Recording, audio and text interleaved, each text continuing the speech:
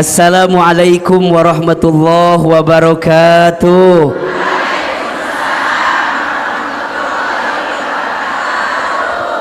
Subhanallahi wa bihamdihi, subhanallahil azim, adada khalqihi wa ridha nafsihi wa zinata arshihi wa midada kalimatihi. Ashhadu an la ilaha illallah wahdahu la syarikalah wa ashhadu anna muhammadan abduhu wa rasuluhu la nabiyya ba'dah. Allahumma salli wa sallim ala rasulillahil karim sayyidina wa syafi'ina wa maulana muhammadin sallallahu alaihi wasallam wa ala alihi wa ashabihi ajma'in, amma ba'du. Bunda, teteh, sayang, semua yang hadir pagi ini, apa kabar semuanya? Sehat? Alhamdulillah. Sehat badannya? Alhamdulillah. Sehat pikirannya? Alhamdulillah. Baik, Bunda, pagi ini tema kita apa? Judulnya apa? Oke, agar mudah memaafkan. Ahilman mau tanya, memaafkan itu mudah atau susah? Sulit. Bunda, di dalam hidup kita tidak akan bisa berlepas diri untuk berhubungan dengan orang lain, betul? Di dalam Al-Quran, manusia itu salah satu istilahnya disebut dengan An-Nas. Sebut dengan apa? An-Nas, ya kan? Sebagaimana Bunda temukan di surat An-Nas. Ini surat favorit kita nih kalau sholat kan. Qul a'udzu birabbin nas, malikin nas, ilahin nas, min syarril waswasil khannas, allazi yuwaswisu fi sudurin nas, minal jinnati wan nas. Manusia disebut dengan An-Nas. Apa di antara maknanya? An-Nas itu manusia menunjukkan makhluk yang akan bersentuhan dengan orang lain. Kalau dalam bahasa terminologinya, manusia adalah makhluk sosial. Makhluk apa? Sosial. Makhluk yang tidak akan bisa lepas dari orang lain. Bunda, sayang, dari semua etapa kehidupan kita, sejak kita lahir sampai nanti kita mati, pasti kita butuh orang lain. Setuju? Betul apa betul? Waktu kita lahir dibantu oleh siapa? Suster, oleh perawat, oleh dokter, oleh bidan. Mereka orang lain atau bukan? Orang lain. Betul? Kita tumbuh jadi anak-anak, kemudian kita sekolah, kita belajar di sekolah, ada guru. Guru itu siapa? Orang lain. Kemudian nanti kita berteman. Teman itu siapa? Orang lain. Nanti kemudian kita lulus, kita menikah dengan siapa? Orang lain. Kita bekerja dengan siapa? Orang lain. Qadarullah kita sakit, dirawat oleh siapa? Orang lain. Bahkan nanti kita mati, yang ngurus siapa? Belum pernah lihat ada orang yang mati gali kubur sendiri, asal nggak ada. Dan pasti nggak ada, betul? Pasti butuh siapa? Orang lain. Kita sendirian di alam kubur, berharap doa dari siapa? Orang lain. Maka hidup kita tidak akan bisa berlepas dari yang namanya orang lain. Maka oleh karena itu, ketika kita hidup, lihat, jadilah pribadi yang makin baik kepada siapapun dalam hidup. Maka satu kali Nabi menyampaikan dalam sabdanya, siapakah manusia yang paling baik dalam hidupnya? Nabi kemudian menyampaikan, khairun nas anfa'uhum linnas, sebaik-baiknya manusia adalah dia yang paling bermanfaat bagi siapa?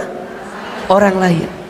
Nah, konsekuensi logis ketika kita berhubungan dengan orang lain sebagai makhluk sosial, maka dalam hidup pasti kita akan ketemu dengan dua orang. Satu, ada orang yang mencintai kita. Dua, boleh jadi dalam hidup kita bertemu dengan siapa? Orang yang tidak menyukai kita. Betul apa betul? Bunda, teteh, sayang, kita tidak akan bisa menyenangkan semua orang. Pasti akan ada aja orang yang barangkali tidak suka dengan kita. Kenapa Ahilman? Karena makhluk itu pandangannya terbatas. Makanya ini pelajaran. Kalau kita ingin menjadi pribadi yang makin baik dalam hidup, jangan sibuk dengan penilaian makhluk. Karena makhluk melihat kita pasti dengan kacamata yang berbeda. Lihat, orang melihat fisik aja semuanya sama atau beda?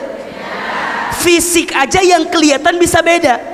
Apalagi orang menebak tingkah laku kita, menebak hati kita, menebak pikiran kita, yang itu tersembunyi, yang barangkali tak akan bisa sama melihat kita. Setuju?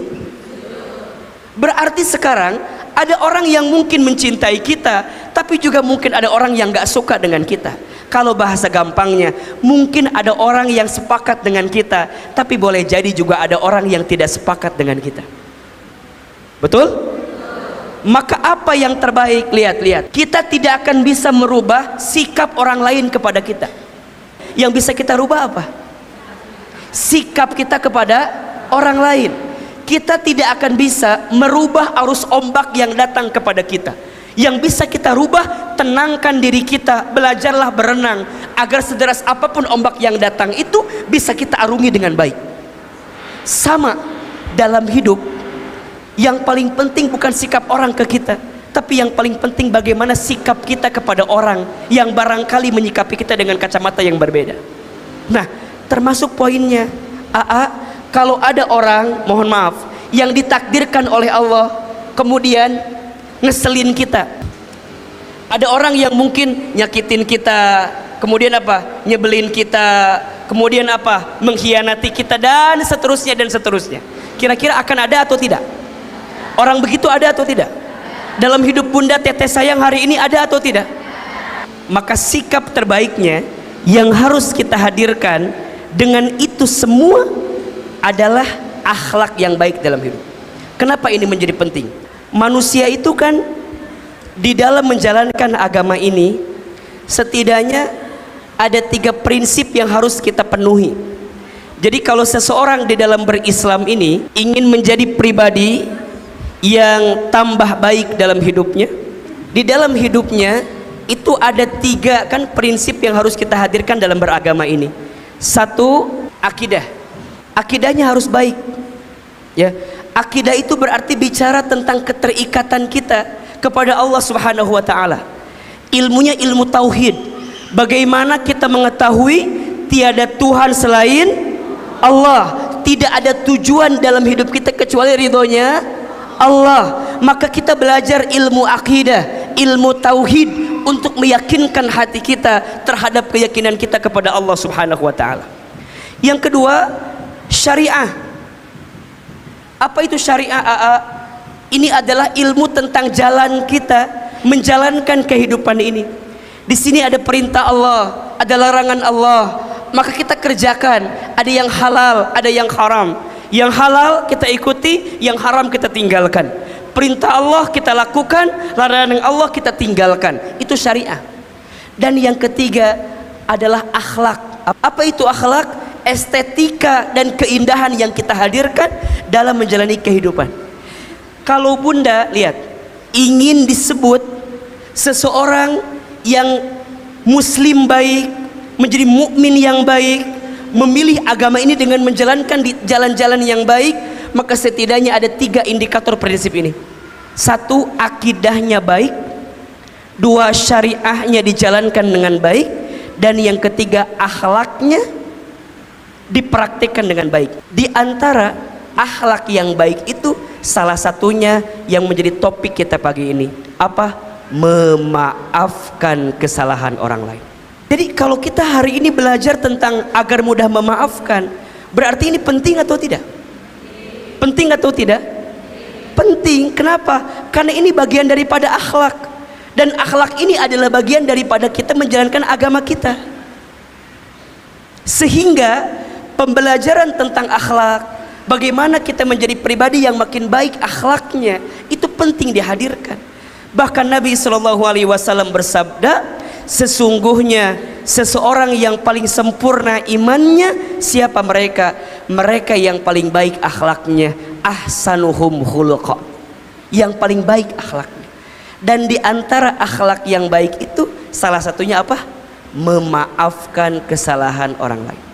Berarti kembali kepada poin yang tadi, bunda sayang, teteh sayang, mungkin saja atau pasti saja ada orang yang bikin kita sakit hati gitu ya, ada orang yang ngejengkelin kita, nyebelin kita dan seterusnya. Maka sikap terbaik untuk menghadapi situasi seperti itu apa diantaranya? Memaafkan. Pertanyaannya, sampai saat ini adakah di antara bunda teteh yang menanam kebencian kepada seseorang karena kesalahan orang yang pernah dilakukan kepada kita? Ada bunda? Ada. Boleh jadi pertanyaannya, aku teh berbuat demikian bukan tidak ada alasan, biasa gitu kan? Karena terlalu sakit apa yang dia lakukan. Sakitnya tuh di sini, udah terlalu berat, mudah mengucapkan maaf tuh, tapi sakitnya tuh masih ada gitu.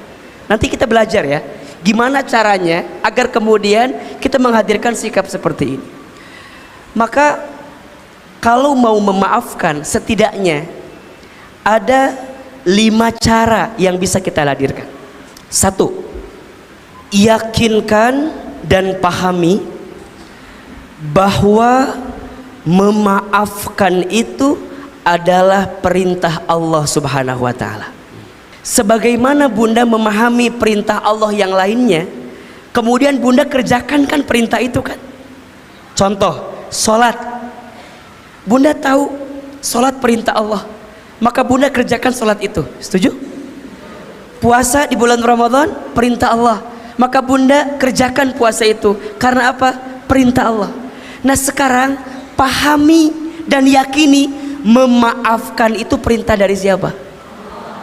Berarti kalau ada kondisi yang menyakiti hati kita, kita kesel, wajar apa enggak? Kita sebel, wajar apa enggak? Kita gelisah, wajar atau tidak? Sebagai manusia iya. Tapi kalau kita meyakini kalau memaafkan ini perintah Allah, berarti boleh jadi ketika ada orang yang menyakiti kita, Allah sedang menyiapkan pahala untuk kita. Pahala apa? Memaafkan, kalau kita memaafkan kesalahan orang tersebut. Jadi mikirnya bukan gara-gara saya, bukan gara-gara dia, tapi ini perintah Allah. Dan kalau ini kita mikirnya perintah Allah, walaupun berat, dijalankan atau tidak? Kan itu yang seringkali Ahilman pahamkan kepada bunda teteh sayang ya. Di rumah tangga, kenapa seorang istri harus taat sama suaminya? Kenapa? Apa jawabannya? Kalau ada orang yang menguji kita, di saat itu Allah sedang menyiapkan pahala apa? Maaf. Ingatnya bukan ke orang yang nyakitin, tapi ingat ini perintah siapa? Kan nggak mungkin ini teh nguji kalau nggak bukan izin Allah, betul nggak? Nggak mungkin tiba-tiba ada orang nyakitin kita, pasti ada skenario nih, ada hikmah. Buat apa? Barangkali Allah sedang nyiapin pahala untuk kita ketika bisa memaafkannya. Maka bunda ingat nih, oh ini perintah Allahnya apa? Memaafkan. Udah, bunda angkat kedua telapak tangan, bunda minta sama Allah, ya Allah, suami aku tuh menguji banget buat aku ya Allah. Lembutkan hatiku ya Allah, lembutkan hati suamiku ya Allah. Kalau nggak lembut, ambil usianya ya Allah. Aku juga pusing ngelihatnya ya Allah. Yang kedua jangan ditambahin itu mah ya, nggak begitu ya. Jadi memaafkan tuh perintah siapa? Perintah siapa? Bahkan karena ini perintah Allah, sehingga sikap memaafkan itu digambarkan dalam Al-Quran sebagai perkara yang baik. Surat Al-A'raf ayat 199. Memaafkan adalah perintah Allah, bahkan Allah menggolongkan sikap memaafkan itu sebagai perkara yang apa? Perkara yang baik, perkara yang ma'ruf. Surat Al-A'raf surat ke-7 ayat 199. A'udzubillahi minasyaitonir rajim. Bismillahirrahmanirrahim. Allah Subhanahu wa taala berfirman, khudil afwa, jadilah pemaaf, wa'mur bil urfi, dan suruhlah orang berbuat sesuatu yang ma'ruf. Ya, perintah memaafkan disandingkan dengan perkara yang baik, betul? Wa a'rid anil jahilin, dan jangan pedulikan orang-orang yang tidak memiliki ilmu atau orang yang bodoh. Poinnya berarti kalau ada orang yang punya kesempatan untuk memaafkan tapi dia tidak memaafkan, berarti apa? Mohon maaf, dia masuk kategori orang yang apa? Jahil, orang yang bodoh. Dia punya kesempatan baik, bunda sayang, dia punya potensi mendapatkan kebaikan, tapi dia nggak ambil itu karena ego dalam hatinya, karena ego dalam sikapnya. Padahal dia sedang disiapkan pahala banyak nih. Lihat, bunda, pahala besar itu beriringan dengan ujian yang berat. Setuju? Inna idhomal jazai ma'a idhomil balai. Sesungguhnya besarnya pahala itu tergantung beratnya ujian. Makin berat ujiannya, makin besar pahalanya. Masya Allah. Makin besar orang menyakiti kita, makin berat orang nyinggung perasaan kita, makin berat aku memaafkan kesalahannya. Tapi aku tahu ini perintah Allah, maka dengan kelembutan hati kita minta sama Allah agar kita dimudahkan memaafkan kesalahannya. Memaafkan itu perintah siapa? Allah. Berarti orang yang jadi pemaaf itu baik atau tidak? Bukan baik, tapi baik banget, sangat baik. Dan biasanya bunda sayang, kadang sesuatu yang menyakitkan itu datangnya bukan dari orang yang jauh, tapi datangnya dari orang yang dekat. Dan itu ujian yang paling besar biasanya. Ya, bunda diuji sama suami, kadang-kadang dengan hal yang sepele, sederhana gitu.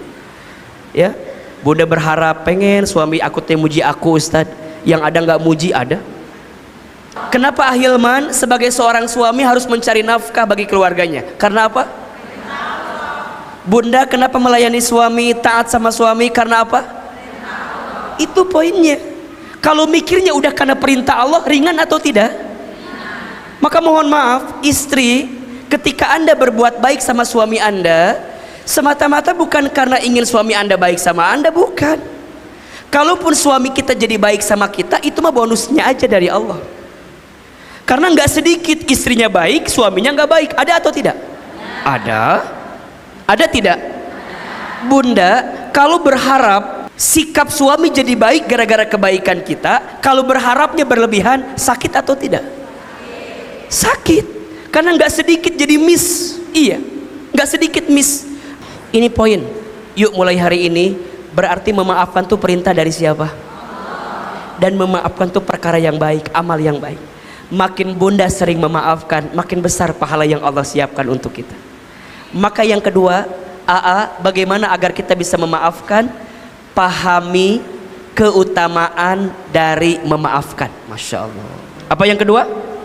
Pahami keutamaan dari sikap memaafkan. Di dalam Al-Quran setidaknya Ahilman temukan ada 5 keistimewaan orang yang memaafkan. Masya Allah.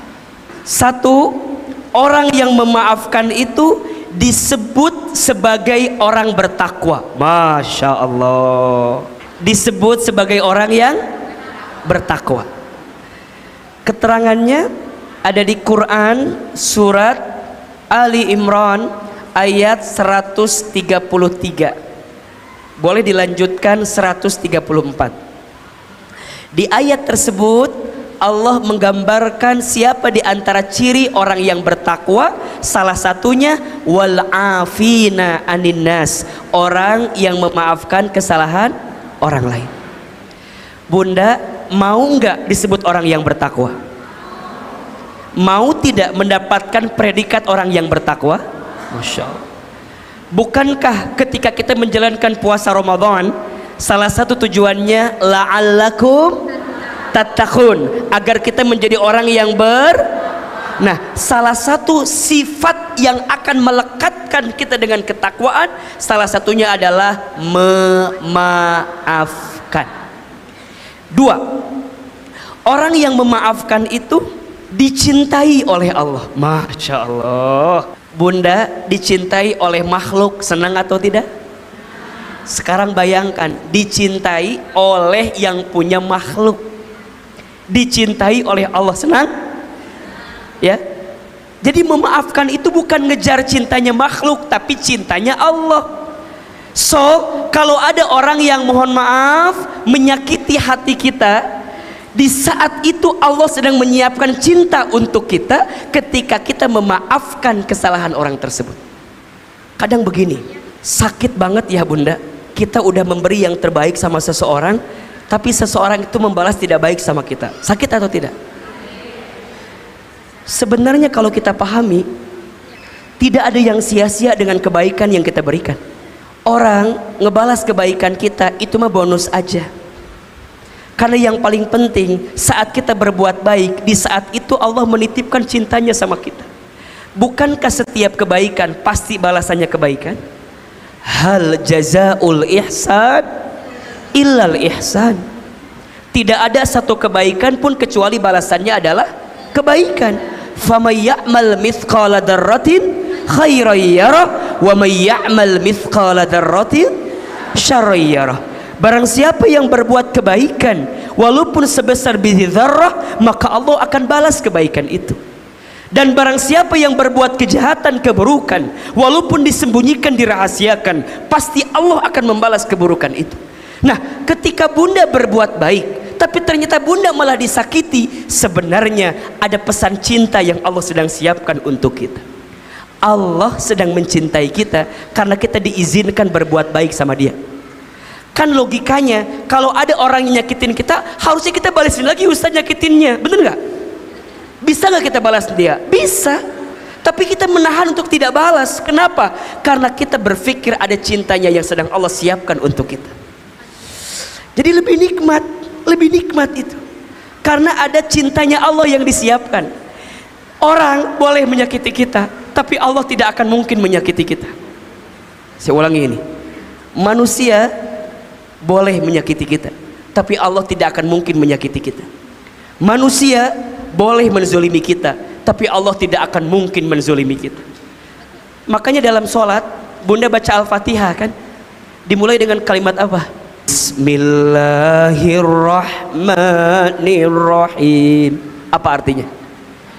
Dengan menyebut namamu ya Allah yang maha pengasih lagi maha.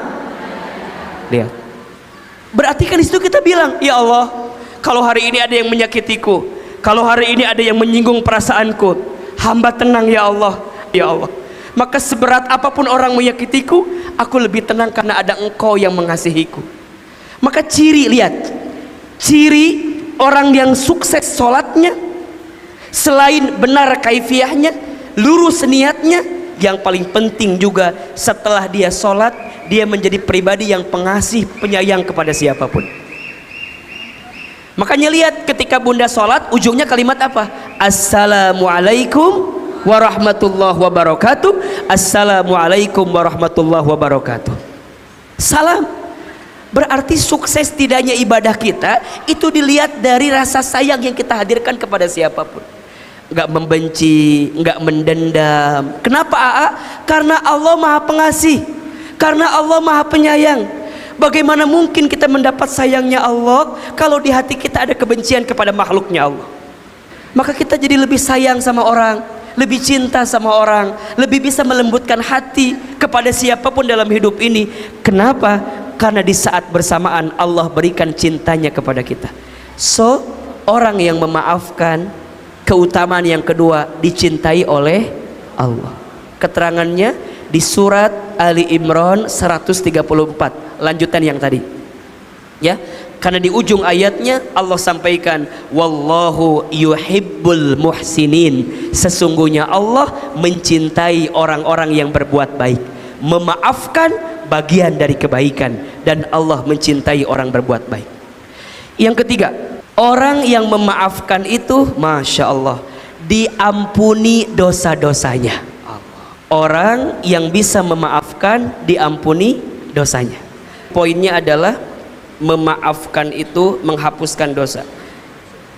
Jadi saat kita memaafkan kesalahan orang lain, maka di saat yang bersamaan Allah sedang hapuskan kesalahan kita. Jadi ketika kita memaafkan orang lain yang punya salah sama kita, kalau kita memaafkan kesalahannya, berarti ada dosa-dosa yang kita yang kita diberikan ampunannya oleh Allah Subhanahu wa taala. Karena tidak mungkin ada musibah yang datang kepada kita. Anggap saja orang yang nyakitin kita itu ujian bagi kita. Setuju? Dan setiap ujian yang tidak menyenangkan itu bagi kita, itu pasti disebabkan oleh perbuatan kita. Coba dibuka surat Asy-Syura ayat 30. A'udzubillahi minasyaitonirrajim. Wa ma asabakum mim musibatin fabima kasabat aydikum wa ya'fu an katsir.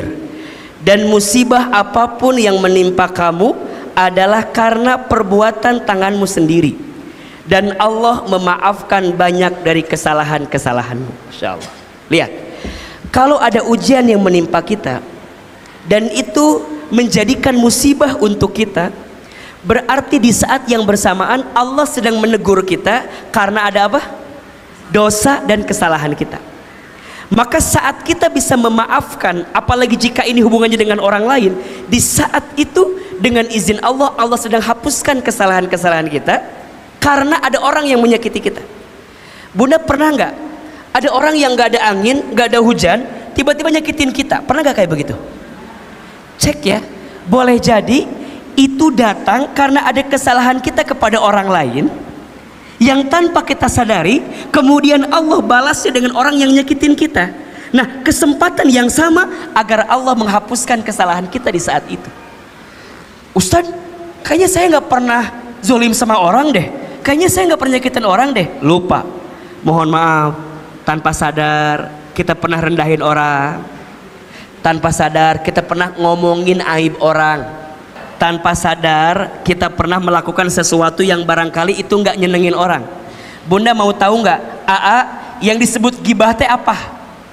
Gibah itu sesuatu yang buruk tentang seseorang, yang kalau orang itu tahu kita menceritakannya, dia tidak akan suka dengan itu semua. Itu namanya apa? Gibah.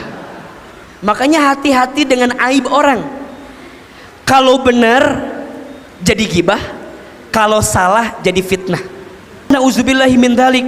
Di Quran disebutkan orang yang membicarakan aib orang lain bergibah sama seperti memakan bangkai saudaranya. Apakah engkau tega memakan bangkai saudara kamu sendiri? Berarti Ustaz, Allah hapuskan dengan apa dosanya? Tiba-tiba ada orang yang nyakitin kita. Nah, mungkin ada zolim kita sama orang, kita maafin kesalahannya. Semoga Allah ampuni dosa-dosa kita yang terdahulu ini. Jadi lebih ringan. Oh, berarti kalau hidup kita dibully terus, waktu berarti bagus gitu ya. Kalau ada yang nyakitin terus gitu, evaluasi diri. Mungkin ada yang salah dengan yang kita lakukan. Tapi kalau Bunda bisa nerima, ya Rob, hamba terima apapun ujian yang menimpa hamba, asalkan dengan ini adalah cara engkau menghapuskan dosa-dosa hamba. Makanya perhatikan, puncak tertinggi dari ujian yang menimpa kita bukan solusi, tapi puncak tertinggi adalah saat Allah mencintai dengan mengampuni dosa-dosa kita. Bunda sakit, pengennya dapat apa? Sembuh, betul? Boleh nggak pengen sembuh dari sakit? Boleh, tapi kadang kita lupa. Sebenarnya saat kita sakit, Allah sedang ingin menghapuskan dosa-dosa kita. Berarti gimana Ahilman? Selain Bunda minta sembuh, minta juga, ya Rob, kalau dengan sakit ini adalah cara engkau menghapuskan dosa-dosa hamba, hamba ridho dengan sakit yang engkau berikan kepada hamba. Itu kalau kita sakit, diuji gitu ya, Bunda minta gini sama Allah, ya Allah, seberat apapun ujian ini, hamba ridho, hamba terima, asalkan dengan ujian ini adalah cara engkau mengampuni dosa-dosa hamba, ya Allah. Mungkin ada dosa yang pernah hamba lakukan yang tanpa sadar, sehingga engkau ingatkan hamba dengan sakit hati yang hamba rasakan, sehingga Allah ampuni kesalahan-kesalahan kita. Maka ingat ya, puncak tertinggi dari sakit bukan sembuh, tapi saat kita disayang dan dicintai oleh Allah. Makanya kalau ada orang yang sakit, apa doanya? Syafa. Kalau laki-laki syafa kallah, kalau perempuan syafa killah, la ba'sa tohurun insyaallah. Kan begitu kalimatnya. Syafakillah kalau perempuan, semoga Allah berikan kesembuhan kepadamu. La ba'tha, tidak apa-apa. Tahurun, insyaallah Allah sedang menghapuskan dosa-dosamu. Makanya bunda kalau ada yang sakit jenguk sama kita, jangan nama beban. Bunda, yang sakit itu butuh doa, dan yang paling penting kita pun yang jenguk butuh doa orang yang sakit. Masya Allah. Makanya saling doain. Bunda sabar ya, syafakillah, la ba'tha tahurun, insyaallah Allah sedang menghapuskan dosa-dosamu. Tapi jangan menjudge. Tiba-tiba datang, Ece, kamu teh sakit. Kata si Ahilman mah kamu teh banyak dosa. Jadi kamu teh sakit gara-gara Allah. Jangan gitu juga atuh bunda sayang. Ya udah, kalau kita ngejenguk doakan yang baik-baik untuk orang yang sedang sakit. Setuju? Ternyata memaafkan itu menghapuskan dosa. Makin kita bersih hati memaafkan kesalahan orang, maka semakin Allah hapuskan dosa-dosa kita. 4. Keutamaan orang yang memaafkan. Ulangi, yang pertama tadi apa? Yang memaafkan itu apa? Disebut sebagai orang bertakwa. Yang kedua, dicintai oleh Allah. Yang ketiga, diampuni dosanya. Yang keempat, orang yang pandai memaafkan diberikan pahala surga. Masya Allah. Dibuka surat Ar-Ra'd ayat 22, 23, 24. Lihat. Allah Subhanahu wa taala berfirman, A'udzubillahi minasyaitonirrajim. Walladzina, dan orang-orang sabaru ibtigha'a wajhi rabbihim, yang bersabar karena mengharap perjumpaan dengan Allah. Wa aqamus shalah, dan orang yang mendirikan salat. Wa anfaqu mimma razaqnahum, dan orang yang berinfak dari rizki yang Allah berikan kepada mereka. Sirrau wa alaniyah, baik secara terang-terangan atau sembunyi-sembunyi. Lihat. Wa yadrauna bil hasanati sayyi'at, dan orang yang membalas kejahatan dengan kebaikan. Masya Allah. Orang nyakitin kita, jahat atau tidak? Sakit atau tidak? Nggak enak, betul? Tapi kita balas yang nggak enak dengan yang enak, yang nggak indah dengan yang indah, yang buruk dengan yang baik. Apa kata Allah? Ulaika lahum uqbaddar, bagi mereka ada tempat kesudahan yang terbaik. Apa tempatnya Ahilman? Lanjutkan ayatnya. Jannatu adnin, Allah siapkan surga apa? Surga apa? Surga Aden. Orang yang sabar, orang yang mendirikan sholat, orang yang berinfak, orang yang membalas keburukan dengan kebaikan, maka Allah siapkan tempat terbaik yang terindah. Apa? Jannatu adnin, surga Aden.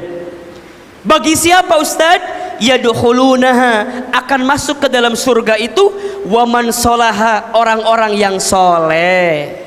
Siapa di antara mereka? Min abaihim, dari orang tuanya. Wa azwazihim, dari pasangannya. Wa dzurriyyatihim, dari anak cucu keturunannya. Wal malaikatu yadkhuluna alaihim min kulli bab, di surga itu ada malaikat yang menunggu di setiap pintu surganya. Apa yang malaikat katakan? Lanjut ayat 24-nya. Salamun alaikum bima sabartum fa ni'ma uqbaddar. Selamat untuk kamu sekalian yang sabar. Masya Allah. Yang apa? Yang sabar. Sabar dengan ujian dalam hidupnya. Sabar untuk bisa memaafkan kesalahan orang lain. Bunda kalau nggak sabar nggak bisa memaafkan, bawaannya kesel terus, betul nggak? Pengen ngebalas, pengen balas dendam. Coba belajar memaafkan. Ternyata Allah siapkan surga. Mau tidak masuk surga? Bahkan kata Nabi, ada 3 sikap yang akan membuat kita dibangunkan istana di surga. 1, falyafu amman dolamaka, maafkan orang yang menyakitimu. Susah nggak? Wajar, karena pahalanya surga. Kalau ringan pahalanya kipas angin, kulkas satu pintu, betul? Yang kedua, waliyuti man haramaka, memberilah kepada orang yang tidak baik kepadamu. Ada orang yang nggak baik sama kita, tapi kita balas baik sama dia. Dan yang ketiga, waliyasil man qata'aka, sambungkanlah silaturahmi dengan orang yang pernah memutuskannya dengan dirimu. Ya Rob. Satu, maafkan orang yang menyakitimu. Dua, berbuat baik kepada orang yang tidak baik kepadamu. Yang ketiga, sambungkan silaturahmi dengan orang yang pernah memutuskannya dengan dirimu. Susah atau mudah? Susah, karena pahalanya apa? Istana di surga. Maka yang keempat, keutamaan orang yang memaafkan, dibangunkan apa? Istana di surga. Yang kelima, terakhir, keutamaan orang yang memaafkan, diberikan ketenangan dalam hidup. Masya Allah. Keterangannya di surat Ali Imran ayat 159. Orang yang bisa memaafkan hatinya tenang. Kenapa Ahilman? Iya, karena hilang kebencian di hatinya. Biasanya kalau orang sebel, kesel sama orang, ditanam itu kebencian. Kalau ada orang berbuat baik, kira-kira jadi baik apa enggak? Enggak. Dia ngelihatnya benci, salah, benci, salah, benci, salah. Betul? Tapi kalau orang bisa memaafkan, lebih tenang. Kenapa? Karena dia mendapatkan ketenangan dari siapa? Allah.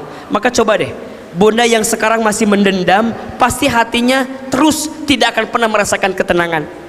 Karena capek bergelut dengan apa? Dengan kedendaman yang kita tanam di hati kita. Maka Masya Allah, 5 keutamaan orang yang memaafkan. Satu apa tadi? Disebut sebagai apa? Orang bertakwa.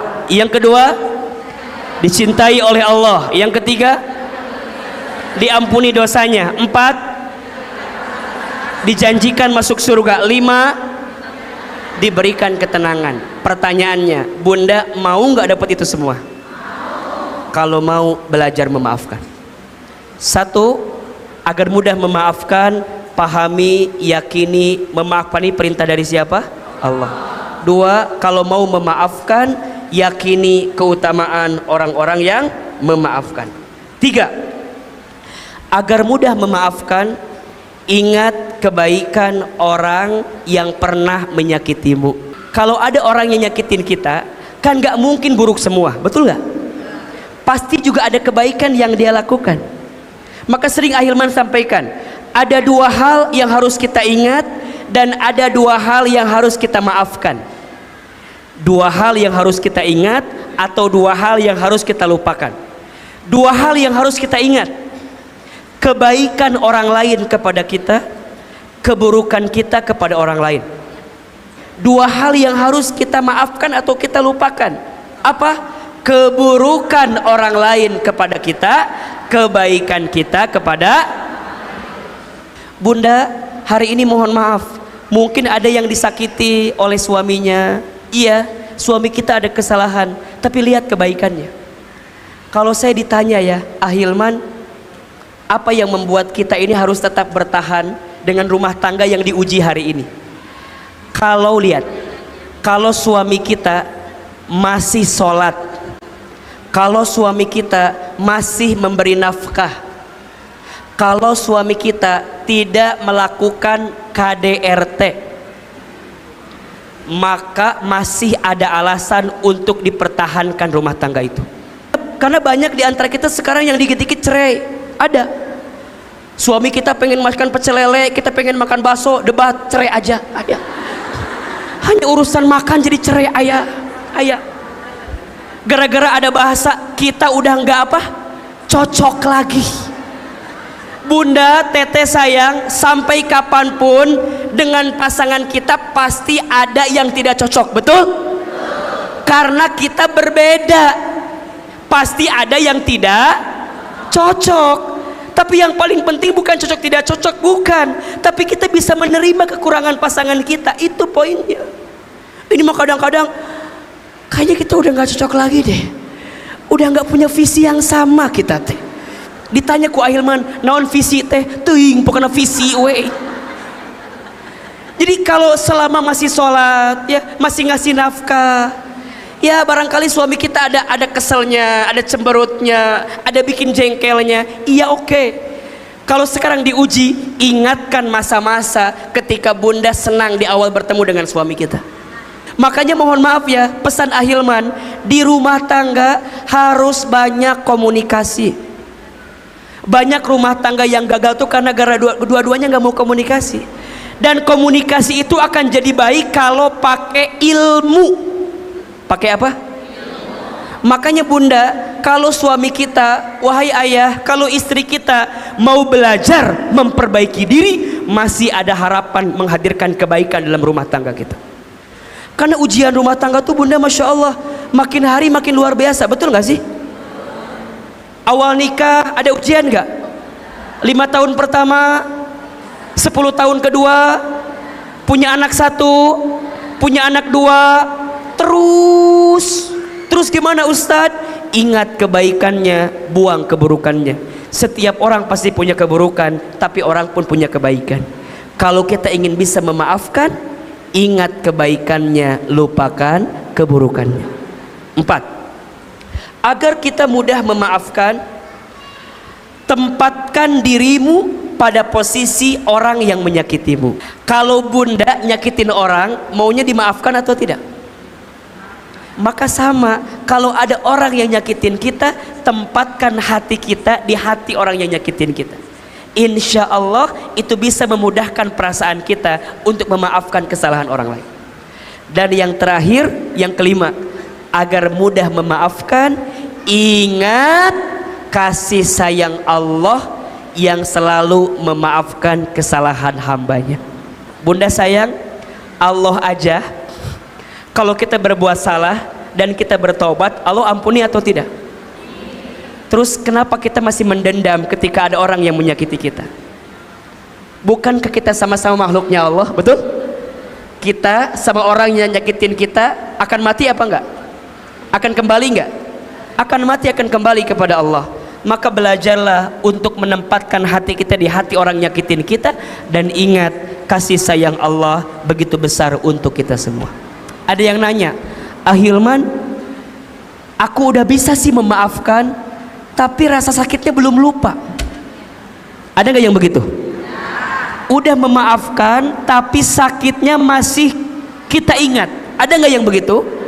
Baik, bunda sayang, bedakan antara memaafkan dengan melupakan.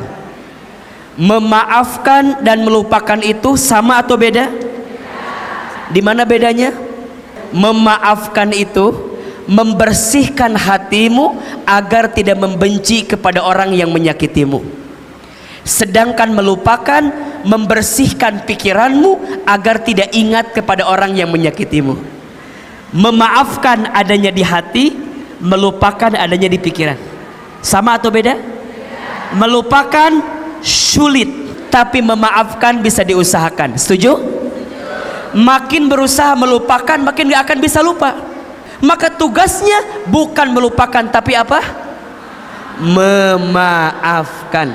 Lukanya masih ada, tapi obatnya harus kita sembuhkan dari sekarang. Lukanya mungkin gak hilang. Bunda jatuh, korengnya masih ada apa enggak? Bekasnya masih ada apa enggak? Sakitnya hilang tidak? Itulah bedanya memaafkan dengan melupakan. Kita tidak akan mungkin bisa melupakan kalau kita tidak memaafkan. Maka Al-Quran memerintahkan kepada kita, maafkan. Karena saat engkau bisa memaafkan, engkau bisa melupakan. Memaafkan tidak merubah masa lalu, tapi memaafkan mencerahkan masa depan. Ahilman berharap sepulang dari sini, bersihkan hati kita, lembutkan hati kita. Tidak boleh kita pulang dari masjid ini masih menyimpan benci dan dendam di hati kita. Terlalu sayang, hidup kita dihabiskan dengan hati yang tidak tenang. Karena nanti saat kita kembali kepada Allah, yang dipanggil adalah hambanya yang tenang. Ya ayyatuhan nafsul mutmainnah, irji'i ila rabbiki radiyatan mardiyah fadkhuli fi ibadi wadkhuli. Yang dipanggil siapa? Duhai hamba-hambaku yang tenang. Maka jangan sampai ajal menjemput kita sedangkan dendam masih kita tanam di hati kita. Jangan sampai kita ajal wafat menjemput kita sedangkan kebencian masih kita rawat di hati kita. Yuk belajar memaafkan. Kalau ada yang menguji kita, maka disitulah Allah siapkan pahala untuk kita. Wabillahi taufik wal hidayah. Mohon maaf lahir dan batin.